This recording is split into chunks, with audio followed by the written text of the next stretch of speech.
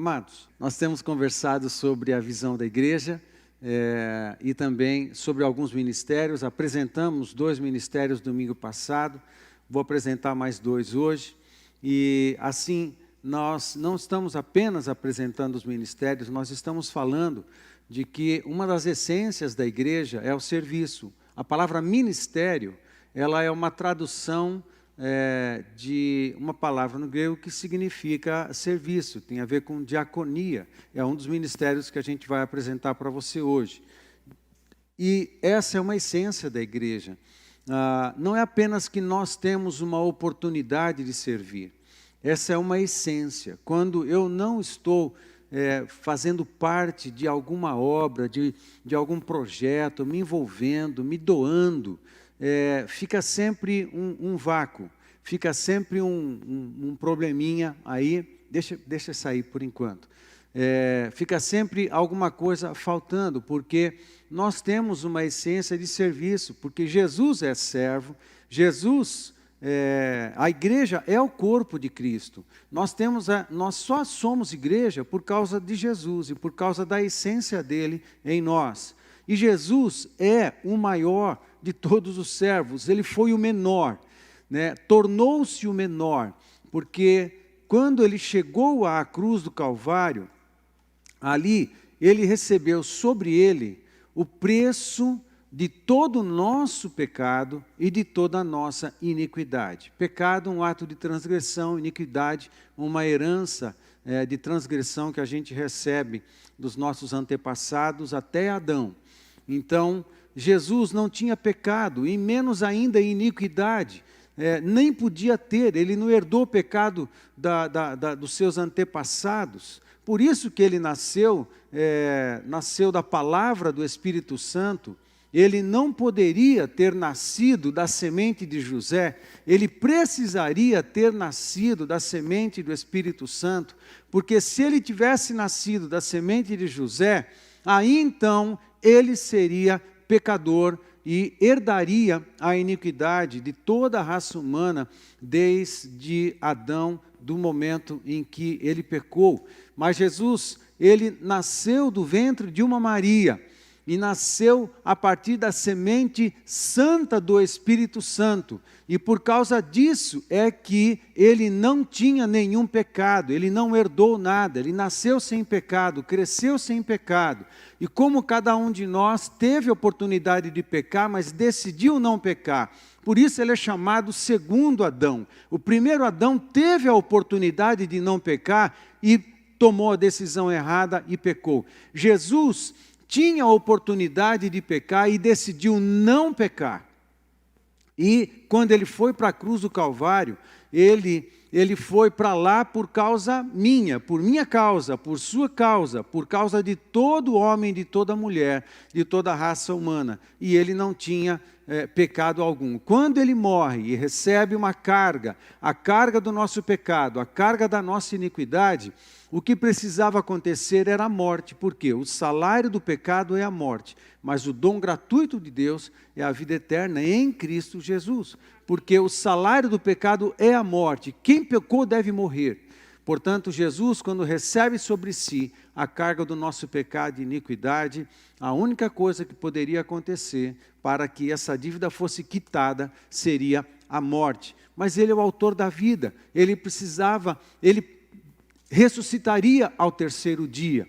O autor da vida não ficaria preso na morte, assim ele ressuscita. Mas no período que ele viveu aqui, nos 30 anos e também nos 3 anos de ministério, ele compartilha com os seus discípulos a sua essência, ele compartilha a sua pessoa, a sua identidade, e ele compartilha dos seus valores. E um dos valores que ele compartilha é o do serviço. Ele era servo. Uma vez ele pergunta aos discípulos, quem é que é maior, aquele que está à mesa ou aquele que serve à mesa? Os discípulos responderam, aquele que é servido, aquele que está à mesa está sendo servido. E Jesus diz para os discípulos, pois eu estou entre vós como aquele que serve. Ele se esvaziou, ele se diminuiu, tomando a forma de servo, diz Filipenses capítulo 2, de 5 a 11, tomando a forma de servo, e foi obediente até a morte, morte de cruz, pelo qual Deus o deu um nome acima de todo nome, pelo qual se dobra todo joelho no céu, na terra e debaixo da terra, e depois declararão, todos os joelhos declararão que todas as pessoas, seja anjo, seja demônio, vão declarar Jesus Cristo como Senhor. Ele é. Agora, essa essência de serviço está em nós. E quando nós não estamos vivenciando e vivendo as essências de Cristo, sempre vai ficar um buraco na nossa vida, sempre vai ficar um vácuo. E a sensação que nós temos é de incompletude, está faltando alguma coisa, a gente não está satisfeito, a gente não está realizado. Né? Nós não fomos feitos mar morto, né? Você sabe por quê? Aquele mar ali na região de Israel chama mar morto? Você sabe por quê? Porque não tem peixe, a salinidade ali é absurda, mas não é apenas sal, é um dos lugares mais ricos de minério, tem várias indústrias ali às margens do mar morto, que estão extraindo os minerais daquela água e produzindo cremes de beleza. Um dos melhores cremes de beleza do mundo são fabricados a partir dos minerais que são retirados ali do Mar Morto. E ele é chamado morto porque a quantidade de salinidade de sais minerais é tão alta que não tem nenhum peixe ali, não sobrevive nenhum organismo ali naquelas águas. Curiosamente, o Mar Morto, ele só recebe a água, recebe as águas do Rio Jordão, ele só recebe, ele não libera, ele não faz fluir, ele não dá continuidade ao fluxo da água, só recebe, só recebe, só recebe, ele fica tão carregado de coisa, mas não tem vida nele. Assim, é uma figura de nós na igreja, ou de uma pessoa, quem sabe, que só recebe, tem uma relação com Deus só para receber, tem uma relação com a igreja só para receber, tem uma relação com a célula só para receber, tem um relacionamento com uma comunidade cristã só para receber, busca Deus só para receber. Isso não funciona, não é uma pessoa completa. Quem tem esse tipo de cristianismo vai conviver sempre com um vazio dentro de si e nunca vai se sentir uma pessoa completa ou realizada, porque ele não está vivenciando algumas essências que fazem parte da relação com Deus, algumas essências de Jesus. Nós precisamos, para sermos completos, precisamos botar a mão na massa, precisamos participar de uma obra, precisamos ajudar, precisamos abençoar. A nossa marca, a nossa digital tem que estar na parede, tem que estar num grupo de discípulos. A nossa presença, a nossa bênção, o nosso abraço, a nossa ministração, a gente precisa disso. Aí nós nos sentimos completos, porque é uma das essências do Senhor. Se nós não nos doamos, só recebemos, a gente vem para receber, a gente sempre vai conviver com uma sensação de incompletude, com a sensação de estar faltando alguma coisa. Não é porque está faltando alguma coisa, é porque a gente está represando os dons de todo o conjunto de minerais, todo o conjunto de vitaminas, todo o conjunto de depósitos, todo o conjunto de virtudes, todo o conjunto de dons, todo o conjunto de habilidades que nós já recebemos do Espírito Santo e a gente está represando na vida, não está fazendo fluir. Não nascemos para sermos represas, nascemos para sermos rios. Amém, gente? Fazer fluir as águas de Deus, fazer fluir as águas do Espírito Santo em nós. Amém, queridos? Amém? Daí a postura, às vezes, sim, nós muitas vezes temos necessidades especiais e tem momentos da nossa vida que a gente carece muito de um socorro do Senhor, de um consolo do Senhor, de uma provisão do Senhor. A igreja é um instrumento para tudo isso, também é família, mas há muitos que convivem com a sensação de vazio e acham que está faltando alguma coisa, tem que buscar, mas na verdade a pessoa está convivendo com um vazio por conta de estar sendo represa, estar sendo algo parecido com o mar morto, não está fazendo fluir da sua vida virtudes, não está fazendo fluir da sua vida os dons que o Senhor deu. Nessa dinâmica dos relacionamentos em que fazemos fluir os depósitos de Deus na nossa vida, nessa dinâmica dos relacionamentos que fazemos fluir o rio de Deus na nossa vida, os dons de Deus na nossa vida, as virtudes, o poder de Deus na nossa vida, nessa dinâmica nós somos realimentados, alimentados e realimentados, alimentados e realimentados, alimentados e realimentados, para fazer fluir. Deus olha para nós e fala: eu vou contar com esse camarada, eu vou depositar mais na vida dele, porque ele faz fluir. Então, a gente é alimentado, e sim, a fluência de Deus é grande sobre todos nós por causa do serviço. É uma das essências de Jesus. Amém? Vocês estão comigo? Pessoal desse lado está comigo? Tranquilo? Pessoal desse lado aqui? Está vindo comigo? Tranquilo. Muito bem. Pensando nisso, eu quero mostrar esse gráfico para você. Esse gráfico, quem construiu esse gráfico é um cara chamado Maslow. E o primeiro nome dele é Abraham Maslow. É conhecido como a pirâmide de Maslow. Quem já viu sobre isso? Quem fez administração, psicologia, né? Alguns conhecem sobre essa pirâmide. Maslow é um psicólogo, é um judeu, o nome Abraão, tinha que ser judeu. É um judeu americano, nasceu em Nova York no ano de 1908 e morreu há não muito tempo, em 1970. E ele realizou algumas pesquisas, se juntou com outros psicólogos e acabou construindo o que ele chamou da pirâmide de Maslow, que é a pirâmide das necessidades humanas, né? Ele convivia com uma série de psicólogos que eram essencialmente da linha humanista, né? E racionalista e tal, do racionalismo.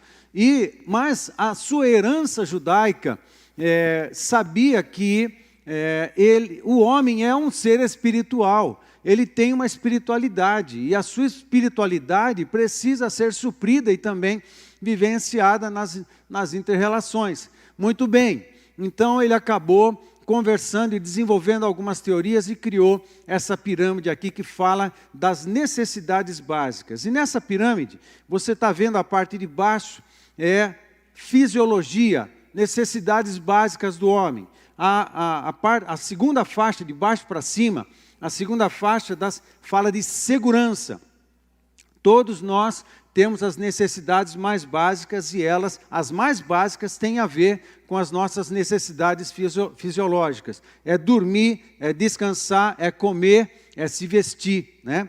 As necessidades de segurança, aí amplia um pouquinho o nível das necessidades humanas. Segurança tem a ver com moradia, tem a ver com algum aspecto social também. A moradia, então os ambientes que ele vive proporcionam-lhe segurança, e é uma necessidade. Quando Deus cria o homem no Éden, ele cria o homem num jardim, o ambiente do jardim, ele era devidamente seguro e era devidamente climatizado. Ele era seguro ali, é o ambiente da casa, parece a casa. A terceira faixa, de baixo para cima, é o social. Por quê? Domingo passado nós falamos disso. Nós fomos criados seres sociais, seres relacionais. Nós precisamos, nós não somos ilha, nós precisamos um do outro, nós precisamos de gente, nós precisamos de família, nós precisamos de igreja, nós precisamos de relacionamento com Deus. É eu mais um. Amém, gente? É eu mais um, e depois mais dois, mais três, assim vai. Nós temos necessidades sociais. O isolamento gera depressão, o isolamento é doença, o isolamento enferma o nosso emocional, o nosso coração, o isolamento enferma a nossa mente, a nossa capacidade de pensar, razoar e decidir e tal, tudo. Nós ficamos afetados, nós somos de gente. de gente para conviver, de gente para conversar, de gente para brigar de vez em quando. A gente até precisa disso de vez em quando, faz bem para a saúde. Então, tudo bem, né? Tá. Nem tanto, tá? Não vamos exagerar. O pastor falou para a gente quebrar o pau. Não é isso, não estou falando nada disso. Mas algumas coisas você tem que discutir positivamente, né? Criativamente, para crescer e encontrar soluções. Uma outra faixa da pirâmide é a faixa da estima. Nessa relação, nós precisamos de estima. E esse campo aqui, entre a estima e depois a ponta da pirâmide, já tem a ver com a maturidade, tem a ver com realização, tem a ver com, não apenas se as pessoas estão gostando de mim ou não tem a ver com o teu papel, não é isso exatamente que ele está dizendo, tem a ver com o teu papel na sociedade, tem a ver que se você está cumprindo um papel abençoador, positivo, está contribuindo com o crescimento de pessoas na sociedade, no teu meio, seja na tua casa, na tua família, na igreja, na cidade, e por conta do trabalho que você presta, por conta do esforço que você tem, por conta do bem que você faz ao outro, exercício de bondade, exercício de generosidade, exercício do social, benevolência, misericórdia, bênção. Então, cria-se uma estima para a gente. E nós carecemos dessa estima, não apenas para satisfazer uma necessidade de aceitação de quem pratica o serviço, não, é porque todos nós também necessitamos disso, é verdade, mas não tem a ver puramente com isso, tem a ver com o teu papel, amém? É muito mais dinâmico, não apenas não é a questão do eu, é a questão do nós, amém? Nesse ponto aqui, desse gráfico, não é somente uma questão do eu, é uma questão do nós. A questão do eu é o isolamento, a questão do eu é o egoísmo, a questão do eu é o mar morto. Amém? Quando a gente amadurece para o nós, aí a gente começa a crescer, aí a gente cresce. Aí a ponta da pirâmide de Maslow, ela está falando de realizações. É lógico, tem uma série de coisas, quem já leu as teorias de Maslow e as explicações de cada uma dessas categorias aí, dessas faixas, você sabe que tem bastante coisa escrita a respeito de cada uma delas. Eu estou tentando só resumir. E a ponta da pirâmide fala das realizações pessoais. Mais ou menos o resultado de tudo que vem de baixo para cima, e chega um ponto em que ele olha e ele vê realização na família, ele vê realização no seu trabalho, ele vê realização numa obra que ele realizou, desculpa a redundância, ele vê uma casa que ele construiu, uma empresa que ele construiu, uma clínica que ele construiu, alunos que ele ensinou, pegando diploma no final do curso, uma viagem que ele conseguiu fazer porque planejou a viagem por muito tempo, guardou dinheiro, se preparou para aquilo, ele fez uma viagem, um carro que ele guardou dinheiro para comprar o carro, comprou um bom carro e ele está celebrando realização. É mais ou menos a sensação de quem amadureceu, construiu e ele está vendo as obras das suas mãos, ele está se realizando no resultado do seu trabalho. Mas isso é uma necessidade.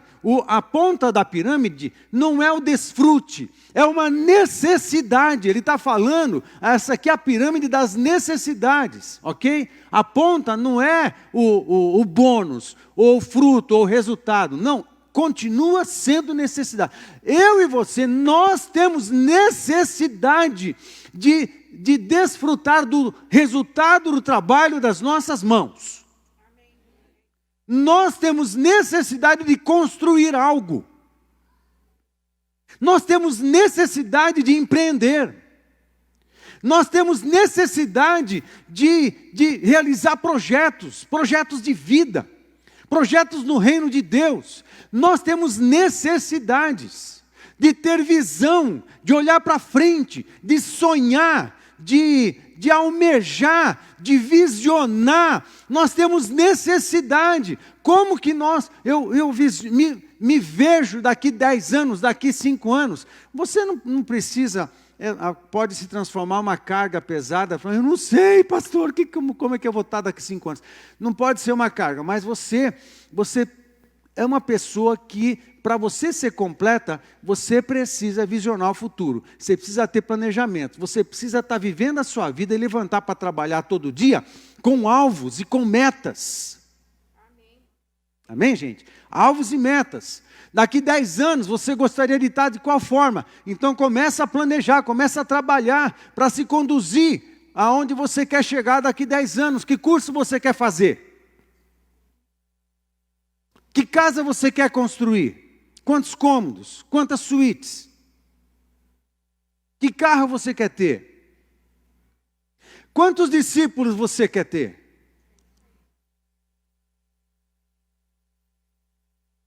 Quantas células você quer multiplicar? Você quer cuidar de uma área toda de supervisão? Você quer ajudar seus discípulos a andarem com Jesus e multiplicarem? Você quer ver a cidade de Cornélio convertida a Jesus Cristo?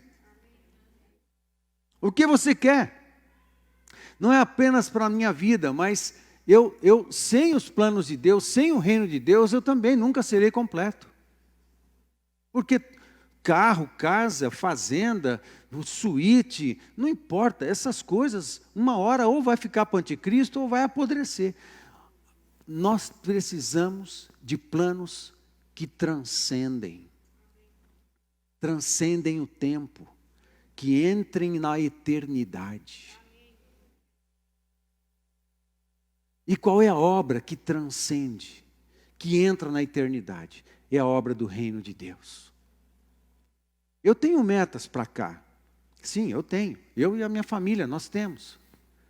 Mas as minhas maiores metas, os meus maiores desejos, têm a ver com a eternidade.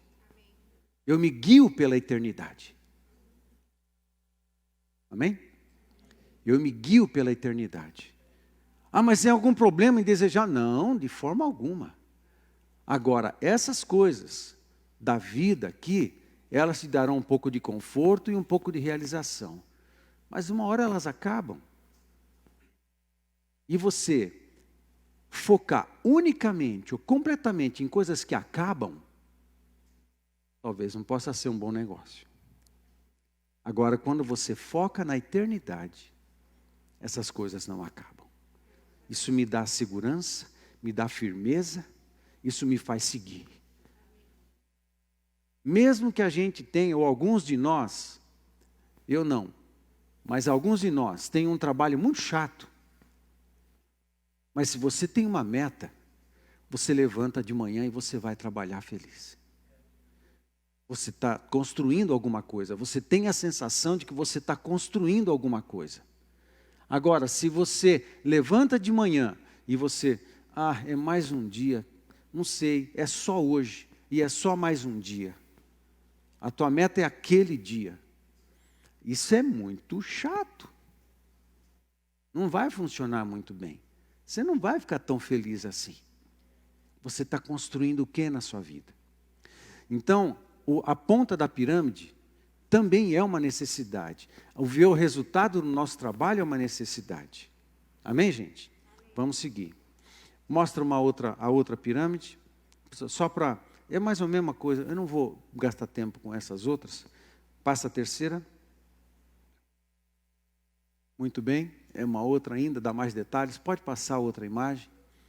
Isso. Nós somos um povo em obras. Nosso Deus é um Deus em obras. Ele está realizando obras. Deus está realizando uma obra. Nós somos a obra. Em Jesus nos tornamos parceiros da obra. Agora estou falando das questões espirituais. E toda obra tem uma recompensa. Amém, gente? Estão comigo? Muito bem. Projeta o outro slide. Eu quero falar alguma coisa interessante aqui.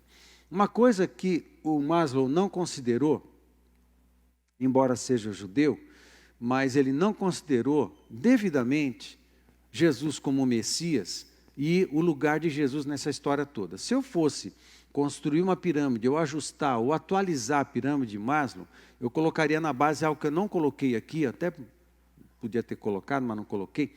Aqui na base de tudo é Jesus. É a nossa necessidade mais fundamental.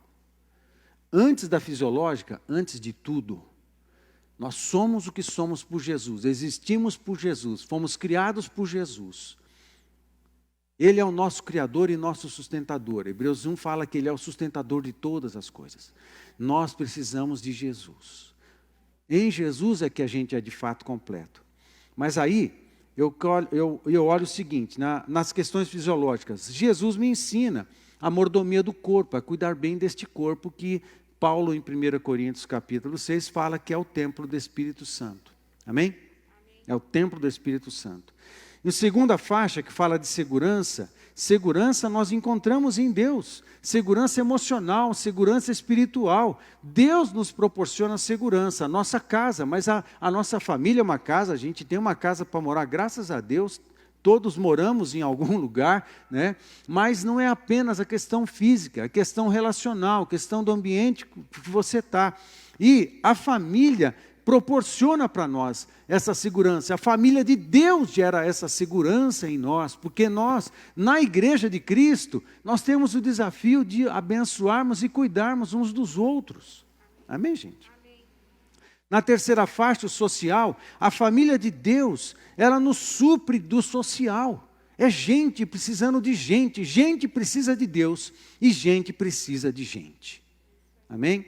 Na outra faixa, estima, na família de Deus nós encontramos isso também, na igreja nós encontramos isso. Nós temos um lugar na igreja, nós temos um chamado, nós temos dons, nós temos um papel, nós temos um lugar na sociedade, da igreja, da família, nós temos lugar. E o Espírito Santo colocou essas capacitações em nós, que são os dons do seu Espírito, os dons do Espírito, e isso nos dá um lugar na comunidade, isso gera estima, a gente coloca os dons a serviço, isso sacia o nosso coração, a nossa alma, a nossa existência de estima, porque eu sou parte.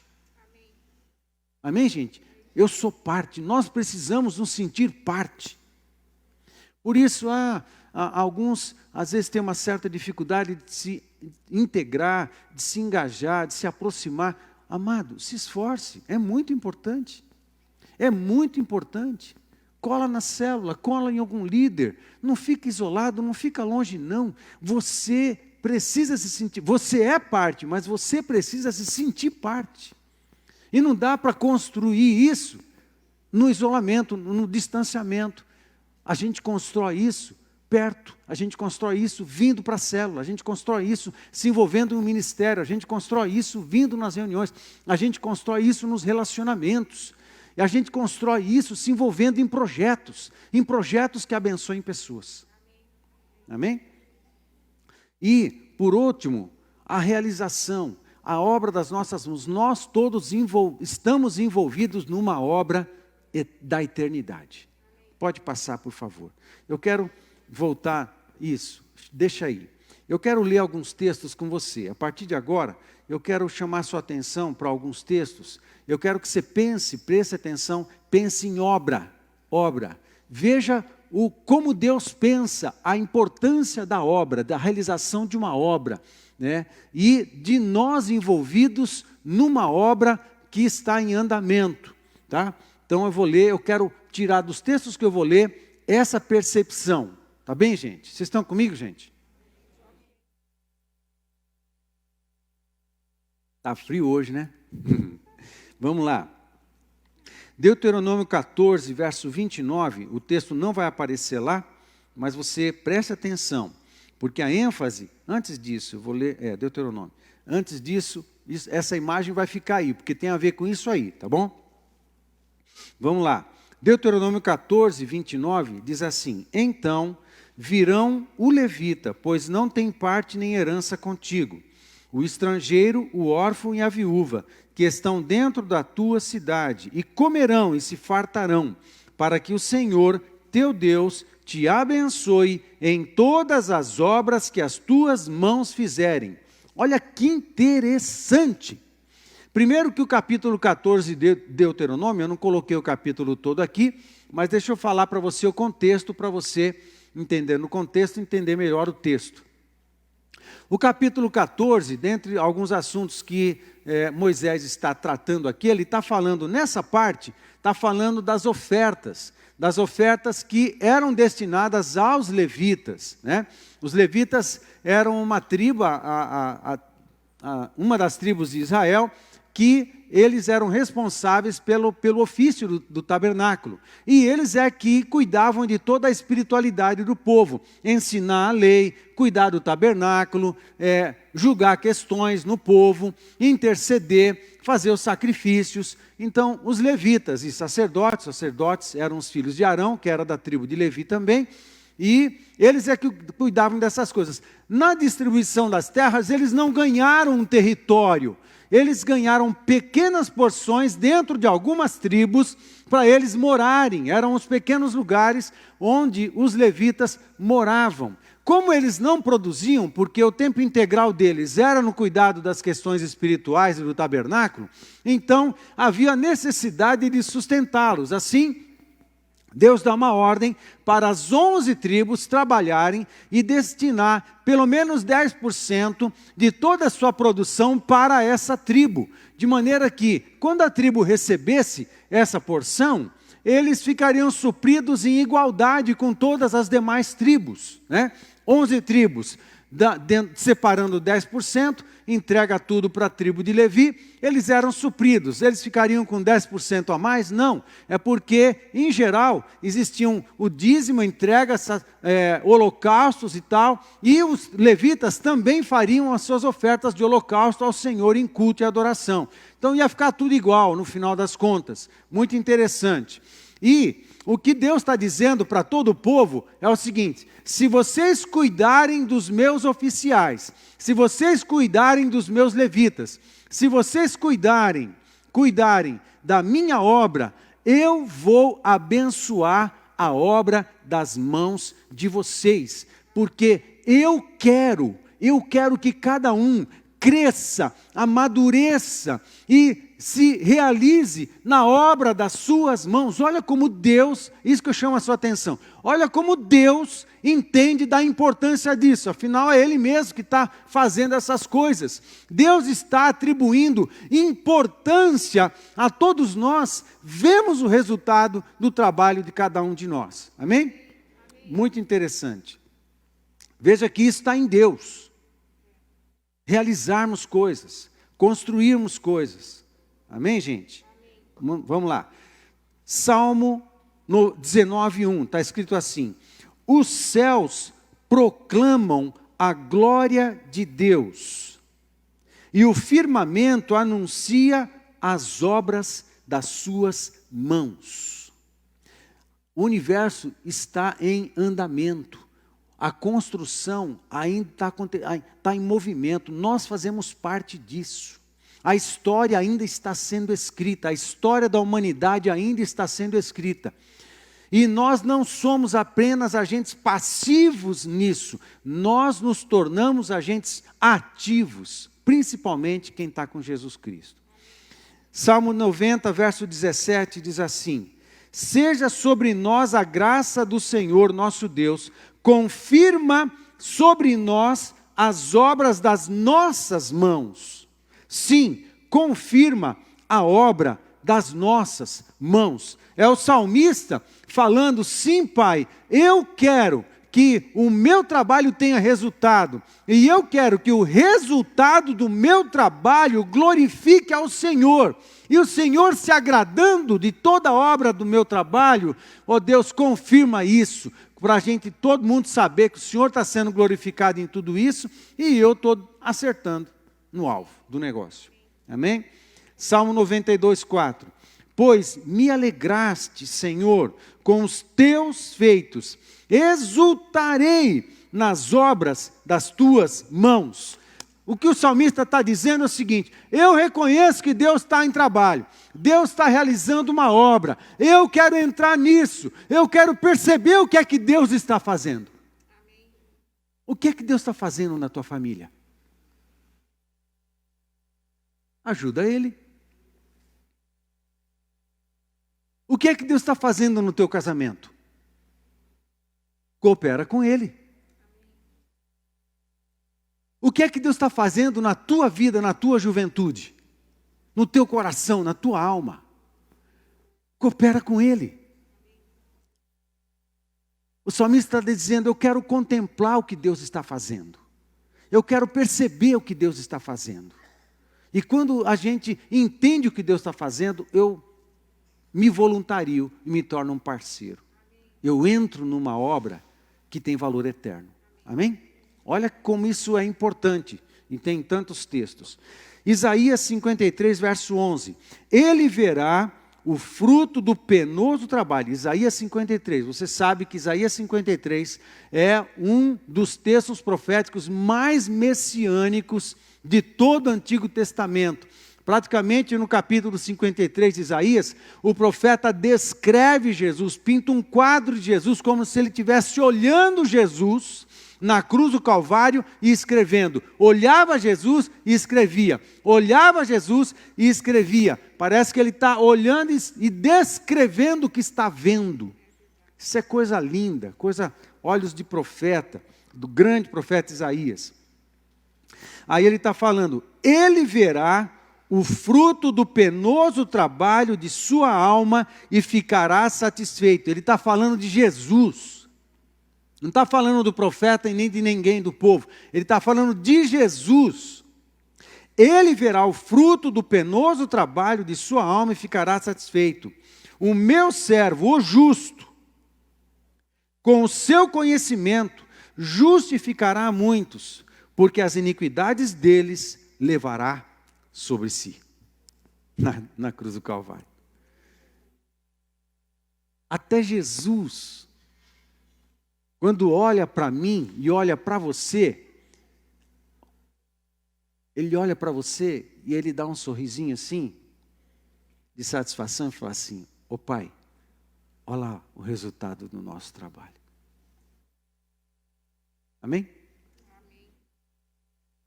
Ele faz isso quando ele olha para você. Porque você era o alvo da obra de Deus. E quando ele te alcançou também para te fazer parceiro dele. Isaías 65, 2. Não edificarão para que outros habitem, não plantarão para que outros comam, porque a longevidade do meu povo será como a da árvore, e os meus eleitos desfrutarão de todas as obras das suas próprias mãos. Nesse texto, o profeta está sendo boca de Deus, e de alguma forma Deus está dizendo, eu reconheço que quem trabalha quer ver resultado da sua obra. Amém, gente? Você não quer ver resultado de todo o teu trabalho, todo o seu esforço? Frutos dignos, frutos que honram a Deus e que abençoem e dignifiquem você também, e que você desfrute do trabalho, do seu trabalho, de todo o seu esforço. É isso aí. Isso é de Deus. Tá? Isso não há nada de errado nisso. João 4,38 diz assim, eu vos enviei para ceifar o que não semeaste, outros trabalharam, e vós entrastes no seu trabalho. Oh, coisa linda, eu estou lendo um livro, junto com a pastora, Mark, esse autor, ele está falando um pouco sobre sonhos. E ele usa um pensamento, compartilhou um pensamento no livro que é muito interessante, que nós misturamos os sonhos, um do outro, nós misturamos os nossos sonhos. Na nossa vida, nós entramos no sonho de outras pessoas, e nós implementamos os nossos sonhos. Nós entramos no sonho dos nossos pais de alguma forma, a gente não realiza o sonho do pai, mas a gente entra no sonho de outros.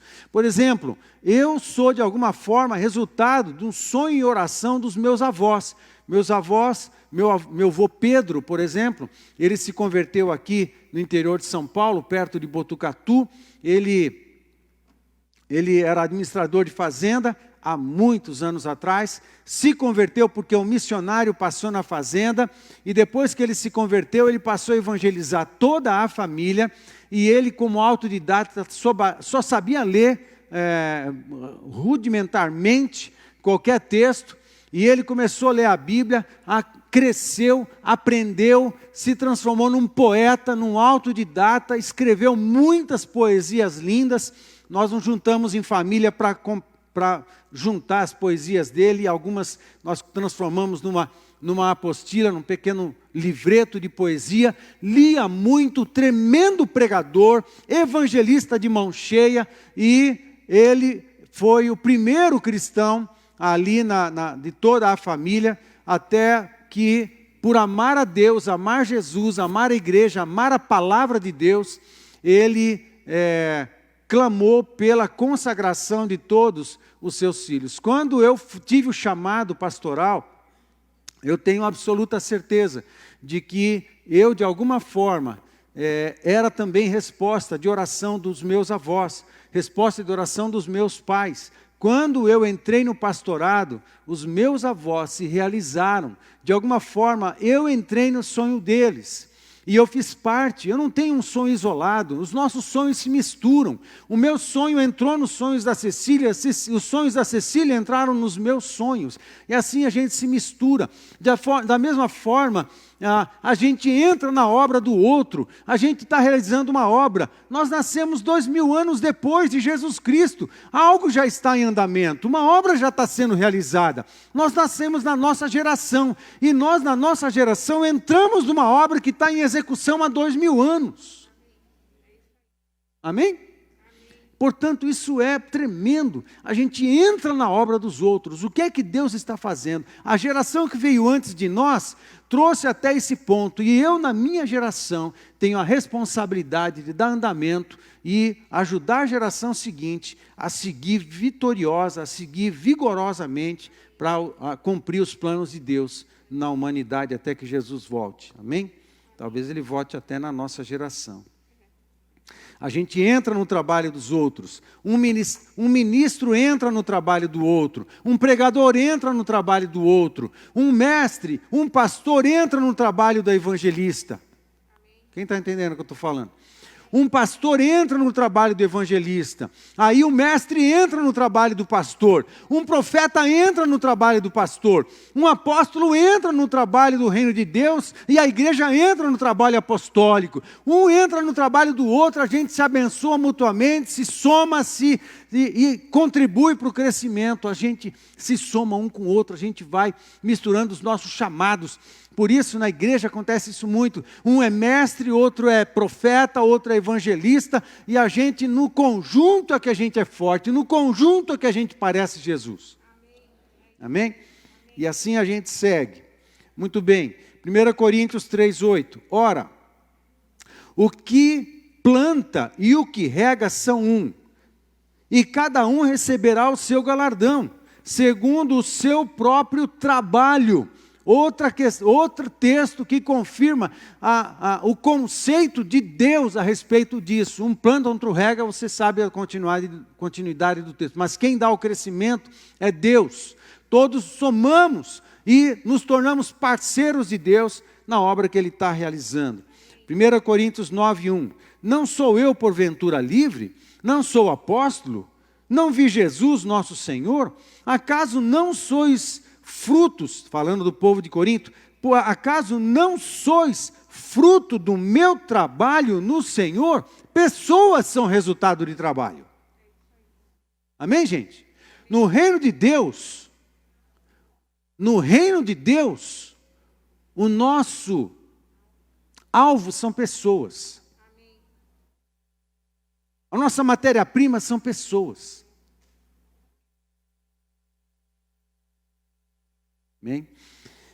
1 Coríntios 15:58. Portanto, meus amados irmãos, sede firmes, inabaláveis e sempre abundantes na obra do Senhor, sabendo que no Senhor o vosso trabalho não é vão. Você viu como a palavra de Deus, porque provavelmente o conceito de Maslow foi influenciado pela palavra de Deus. Porque essa questão de uma das nossas necessidades do ser tem a ver com realização, ver o resultado da obra do nosso trabalho, mas isso é um conceito de Deus para todos nós. Amém? Hebreus 6:10, porque Deus não é injusto para ficar esquecido do vosso trabalho. Porque Deus não é injusto para ficar esquecido do vosso trabalho e do amor que evidenciastes para com o seu nome, pois servistes e ainda servis aos santos. Quem é que dá a paga de todo investimento que faremos em vidas? Deus. Muitos dos frutos nós veremos, outros não. De repente se evangeliza o próximo Billy Graham do século 21. Billy Graham foi o maior evangelista do século 20. E de repente entre os discípulos teus, Deus vai levantar grandes pastores, grandes evangelistas, grandes missionários, grandes médicos, grandes engenheiros, grandes governadores, grandes presidentes da República. Alguns frutos veremos, muitos não. E para finalizar os textos que eu estou lendo, Efésios 4, de 11 a 16, diz assim, fique atento a esse texto. Estão comigo, gente? Fique atento a esse texto, percebe essa noção toda que eu estou compartilhando, que eu estou extraindo desses textos com você, percebe como, presta atenção como eles aparecem em Efésios 4, de 11 a 16. E Ele mesmo, Deus, concedeu uns para apóstolos, Jesus, né? Ele mesmo, Jesus, concedeu uns para apóstolos, outros para profetas, outros para evangelistas e outros para pastores e mestres, com vistas, olha o propósito, finalidade, com vistas ao aperfeiçoamento dos santos para o desempenho do seu serviço. Somos uma comunidade de serviço, amém? Somos o povo do serviço, porque a essência do serviço está em nós, porque essa é uma das essências de Jesus. Amém.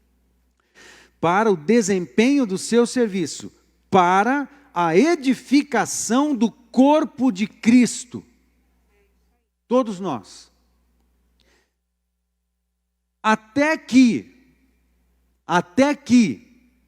o quanto eu tenho que me esforçar? Até que. O quanto eu tenho que continuar fazendo isso? Até que. Qual o tempo? Até que. Até que todos cheguemos, é um ponto de chegada, a comunidade se move nessa direção, amém?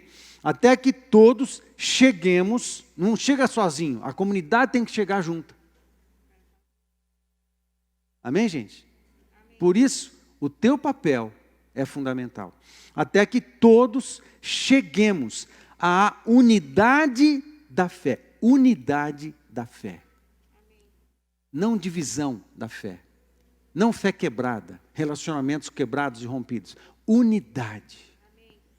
Até que todos cheguemos à unidade da fé e do pleno conhecimento do Filho de Deus, à perfeita varonilidade, à medida da estatura da plenitude de Cristo. Qual é o alvo?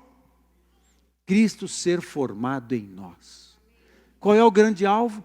Cristo ser formado em você. Essa é a obra que Deus continua fazendo. Mas aí, Deus quer fazer essa obra em outras pessoas também. E como Ele já começou essa obra em mim e em você, aí Ele nos chama como parceiro. Eu preciso de parceiro. Gruda em mim, cola em mim, porque agora a gente precisa ajudar outros para que a identidade de Jesus seja formada, forjada em outras vidas também. Amém. Aí a gente passa a ser um instrumento para cooperar com o Senhor. Amém, gente? Amém. para que não mais sejamos como meninos, agitados de um lado para o outro e levados ao redor por todo vento de doutrina, pela artimanha dos homens, pela astúcia dos que induzem ao erro, mas seguindo a verdade em amor, cresçamos em tudo naquele que é a cabeça, Cristo, de quem todo o corpo, presta atenção no verso 16, de quem todo o corpo, bem ajustado e consolidado, pelo auxílio de toda a junta, segundo a justa cooperação de cada parte, ninguém fica de fora. Ninguém fica de fora. A justa cooperação de cada parte efetua o seu próprio aumento, crescimento, para a edificação de si mesmo em amor. Amém? O meu alvo, esse compartilhar, é para compartilhar com você essa essência de serviço, mas Deus está realizando uma obra em nós, e por causa de Jesus você se torna parceiro de Deus, e tem algo eterno, tem algo lindo que está em execução, e Ele quer você nisso. Ele quer você, cada um dos que estão aqui, cada um, crianças e adultos, cada um tem um papel nisso. Sabe que alguém disse que o bom resultado não depende do chamado de Deus, mas depende da resposta que nós damos, porque nós todos temos chamados de Deus. A diferença é a nossa resposta. Alguns respondem, sim, conta comigo, estou caindo de cabeça. Outros, não sei, vou esperar um pouco. Não cabe. Todos juntos, mobilizados, nessa obra linda que está em execução. Pensando nisso, quero compartilhar com você, para depois finalizar lá, algo sobre o corpo diaconal. Ministério, quero apresentar para você algo. Nosso corpo diaconal, tem vários textos que eu vou suprimir, mas eu tenho um texto aqui, pode compartilhar já? Isso, pode pôr o primeiro slide. Deixa eu definir para você um texto. O corpo diaconal tem um documento, ok? Que nós chamamos documento de identidade do ministério, que é bem completo e tem muito mais coisa do que aquilo que eu vou apresentar para você. Mas só para você saber qual é o nosso conceito e como é o nosso ministério diaconal aqui na igreja. No Novo Testamento encontramos 3 termos cognatos que nos ajudarão a desenvolver um conceito da diaconia, que são essas 3 palavras em grego, diaconel, diaconia, diakonós. O sentido básico deste verbo nos documentos extra-bíblicos é servir à mesa, é um garçom. E teve o seu sentido ampliado ao longo do tempo, significando prover ou cuidar de algo, normalmente referindo-se ao trabalho da mulher ou simplesmente servir. Em um sentido mais amplo, o Novo Testamento utiliza diaconel como o cuidar das mesas, que inclui providenciar os alimentos e prepará-los diariamente. Este é o caso em Atos dos Apóstolos, do trabalho social de providenciar as refeições comuns da comunidade. Aí, nesse caso, em resumo, dizemos que diaconia é servir e cuidar. A partir dessa definição simples, dizemos que o ministério de diaconia é um grupo organizado de irmãos que compartilham de um coração servil e amoroso e dedicam-se em cuidar e servir pessoas. Esse aqui é o nosso ministério diaconal. O nosso ministério diaconal, ele tem uma estrutura, né, baseado num casal líder, que é o Éder e a Rose. Éder e Rose, cadê o, né? Tá lá, faz um tchauzinho para a galera. Ali, né? Ali o Éder e a Rose estão ali. E depois mais 4 casais, tem 4 casais, né? Mais 4 casais que compõem a base principal do ministério diaconal. E cada um desses casais tem vários auxiliares, que todos vão ser mobilizados para atuar basicamente em 3 áreas. Primeiro, recepção nos cultos e reuniões. Essa primeira área, basicamente, recepcionar, amar e pré-evangelizar, tem a ver com as nossas reuniões. Segundo, apoio ao culto e segurança da comunidade. Detalhes, placas, orientação, extintor, tudo que diz respeito à segurança está a cargo do ministério diaconal, né? Apoio e segurança, apoio ao culto, apoio ao ministério infantil, quando a gente presencialmente tinha classe de crianças, uma parte do corpo diaconal era destinada a observar, acompanhar e cuidar da segurança das crianças aqui no ambiente do prédio da igreja. Segurança geral, estrutura e pessoas e brigada de incêndio. Não sei se você sabe, nós temos uma equipe de brigada de incêndio aqui na nossa igreja, que fizemos um curso, né? Um curso de brigadistas. Nós temos uma equipe de brigadistas aqui na igreja e responsável por isso foi o diaconal. E 3, ação social, organizar as angariações de todos os recursos, identificar casos e necessidades e mobilizar a ação social dentro da comunidade e fora também. Assim, esse é o ministério diaconal. Quero apresentar para você o Inakides. O Inakides tem uma definição. Vamos lá. O ministério Inakides é a união de crianças de 3 a 11 anos, dividido em 3 classes com suas faixas etárias, ok? Em situações de reunião presencial, aberta e presencial, as reuniões aconteciam, né, no momento da palavra no culto de domingo, com aulas ministradas por professores capacitados e preparados para ministrar os temas planejados para o ano. Por conta da pandemia, tudo mudou, ok? E a gente está administrando o tempo, o espaço, a atividade do jeito que nos é permitido a lei.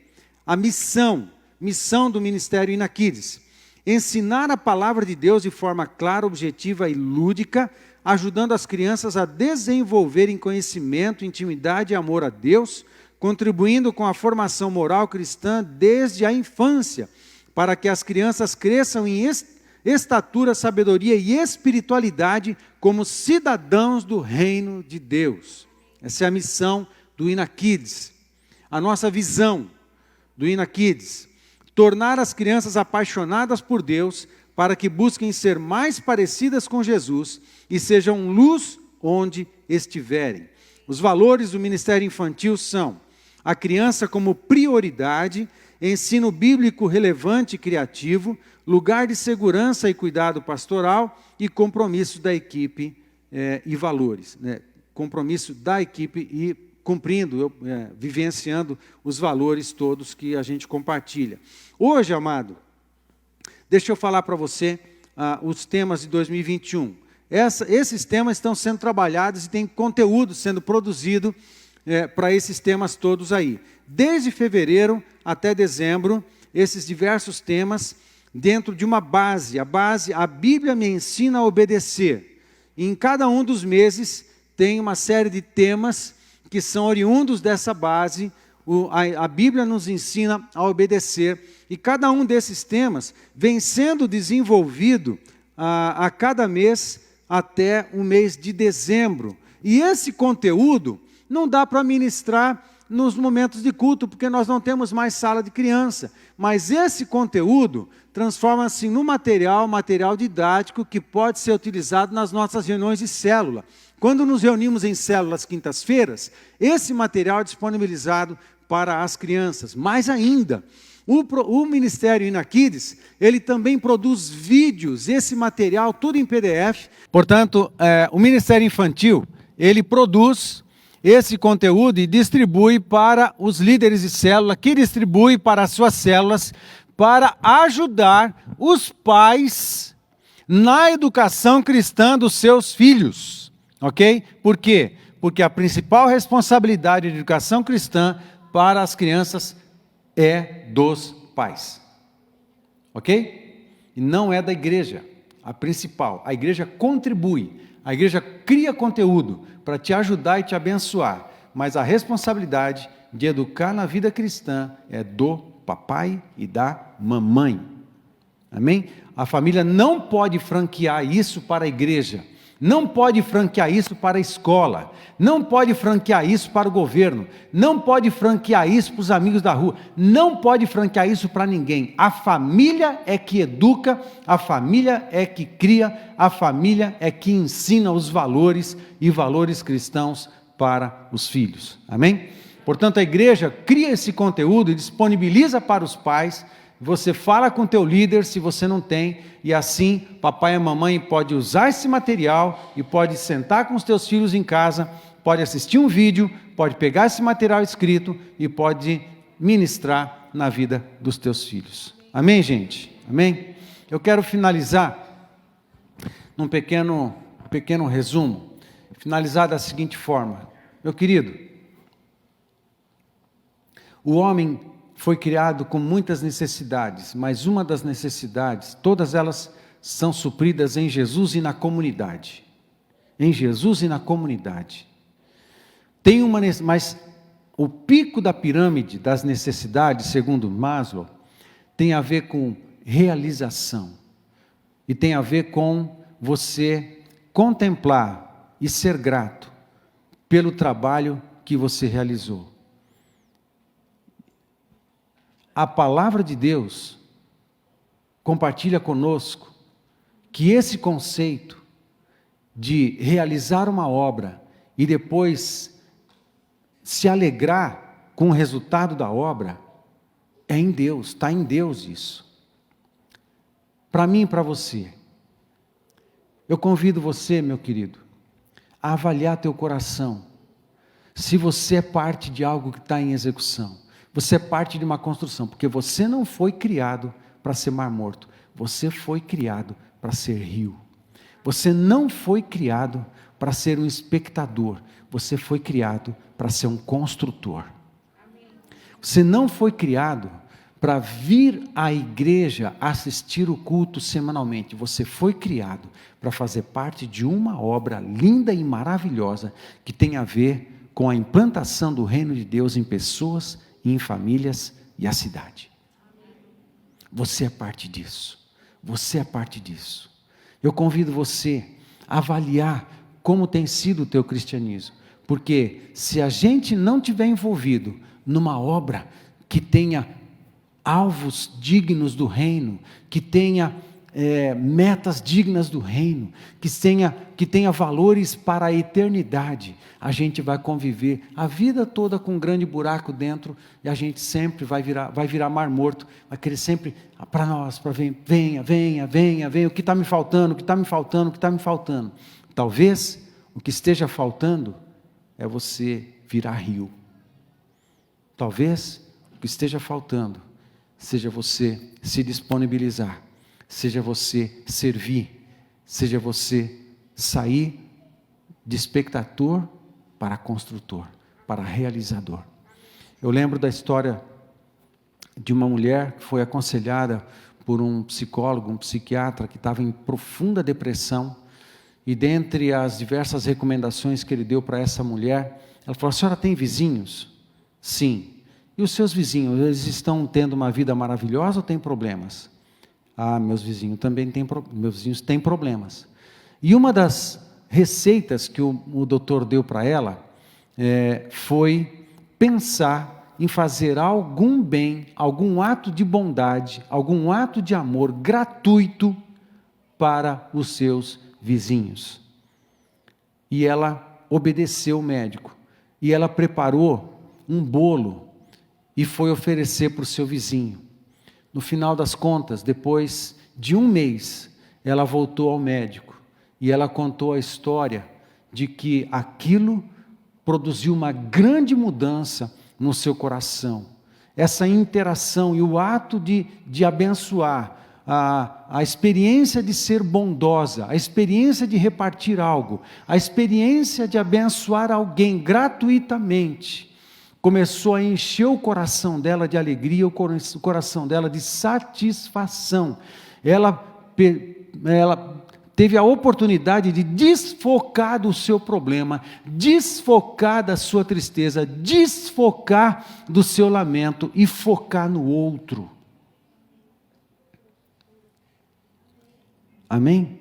Quando a gente foca no outro, a gente entra também num processo terapêutico, num processo de cura. Eu convido você a vir comigo nesse processo. Eu convido você a ser rio, ser construtor, ser realizador, porque tem muitos discípulos de Jesus para a gente cuidar. Fica de pé comigo, por favor.